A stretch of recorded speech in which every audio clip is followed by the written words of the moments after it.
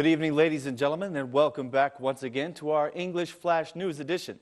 I'm Daniel Cook, your host 6 days a week, keeping you updated with the latest happenings right here in Tirana and the surrounding area.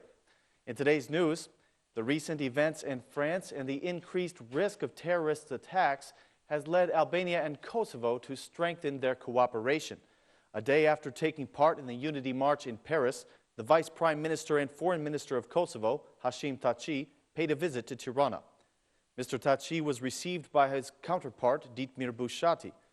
One of the primary topics they discussed was coordinating their efforts and commitment against terrorism.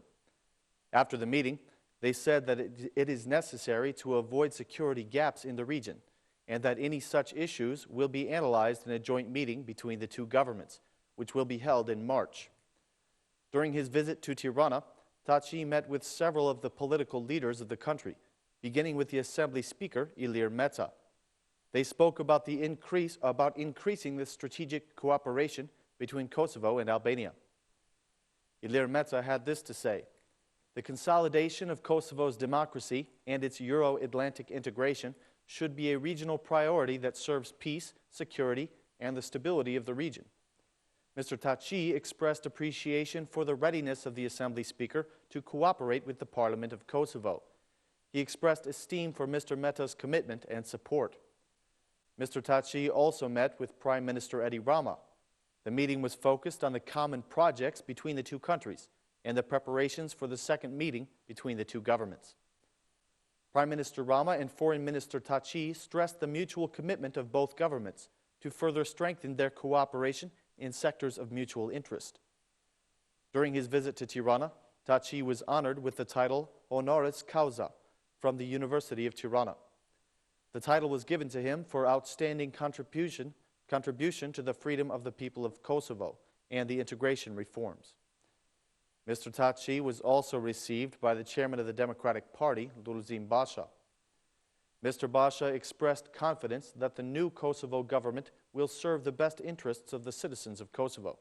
He said, "The undertaking of important reforms will accelerate the process of European integration and visa liberalization, furthering the international recognition of Kosovo and membership in international organizations, and strengthening the regional cooperation and stability."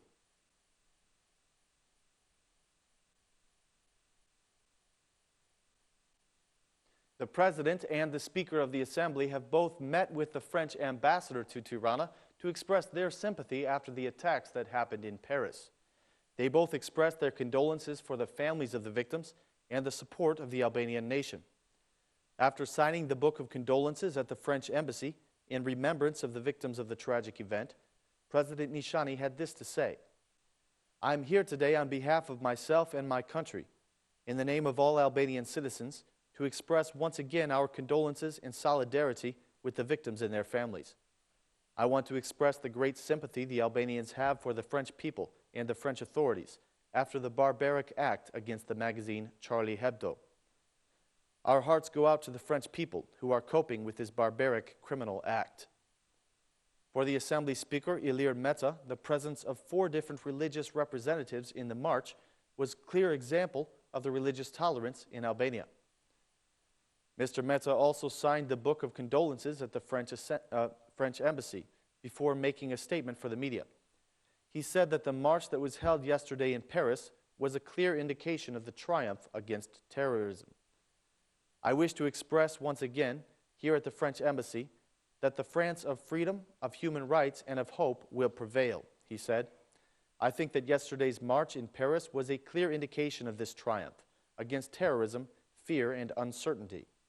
This triumph is rooted not only in the history and tradition of the French people, but also to the international unity that was displayed yesterday in Paris."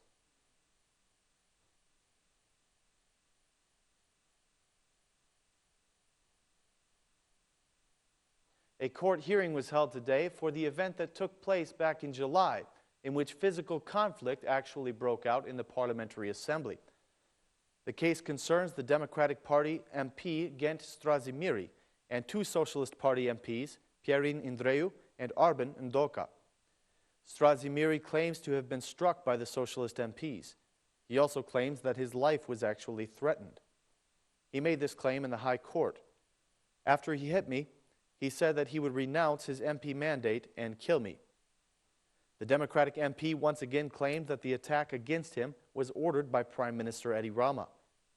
The man accused of the attack, Pierin Andreu, says that Strazimiri's statements are false. He says that he only touched him and did not strike him.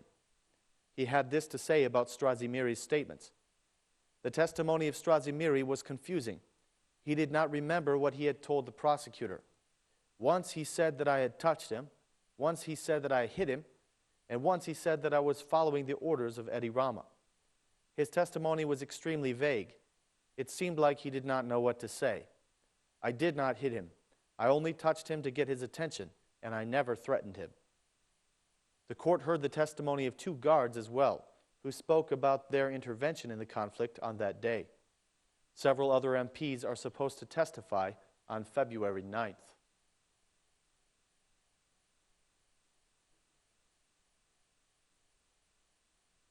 The Ministry of Health has announced that they are going to be testing all of the doctors in Albania to find out whether they are truly qualified.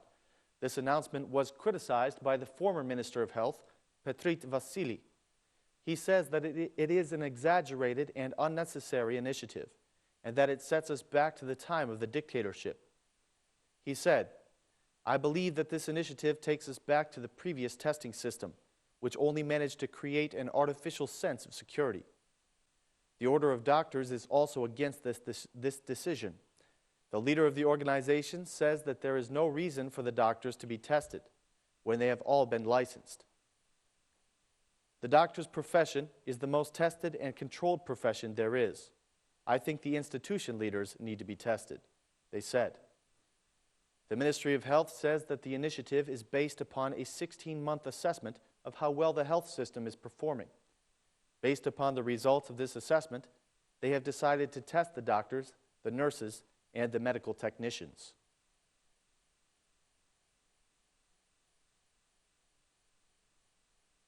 The Democratic Party says that 2015 is going to be a very difficult year economically for the Albanian citizens.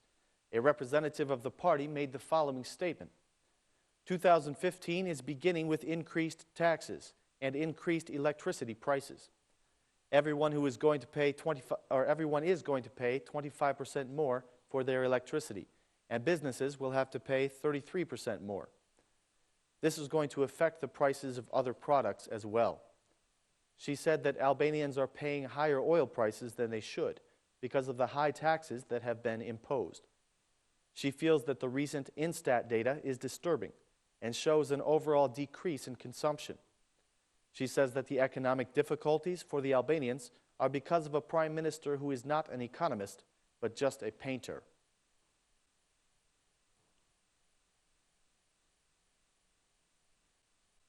Many people who have recently paid their energy bills at the post offices have said that their payments have not been reflected in the system. This issue was made known by the electricity distributor, OSHA-E, who says that this problem is for the period of 2010 to 2014. The citizens have expressed indignation for the injustice of this problem. OSHA-E has said that it will acquire the money from the Albanian post office. They say that in cases where payments have not been reflected in the system, they will take care of the correction. OSHA-E guarantees that citizens who have paid the bills at the post offices will not be penalized in any way or forced to pay a second time.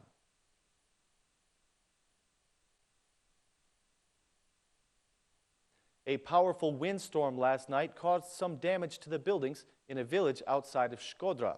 The storm hit at around midnight and caused damage to the village of Berdica. The wind tore the roofs off of some of the village's cattle stalls, but fortunately, there were no people injured. Some of the greenhouses belonging to Berdica's farmers were also destroyed, and some of the houses are currently without electricity because of the damage to the power lines. A small Bektashi mosque at the entrance to the city of Shkodra was also damaged. During the daytime hours today, the weather in Shkodra was warm and sunny.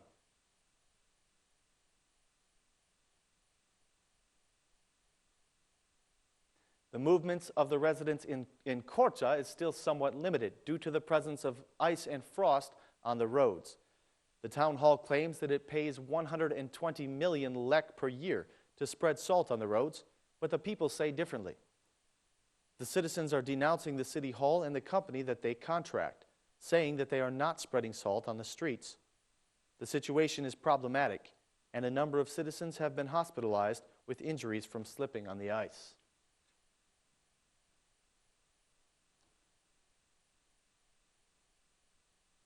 The beginning of the week has again brought low temperatures and frost, and the Albanian Road Authority has issued some warnings about some areas in Albania. The Albanian Road Authority advises the drivers to use chains on their tires in the evening and early morning hours due to the ice that builds up on the roads. They say that salt will be spread on these roads as much as possible. The most problematic roads are in the areas of Korça, Kukës, Dibra, and Shkodra, but the roads are fairly good in Tirana, Durrës, Vlora, Gjirokastra, and Fier. The road authority says that there was snowfall in Korça, Kukës, Shkodër, and Dibër during the night. They advise drivers to use caution in these areas.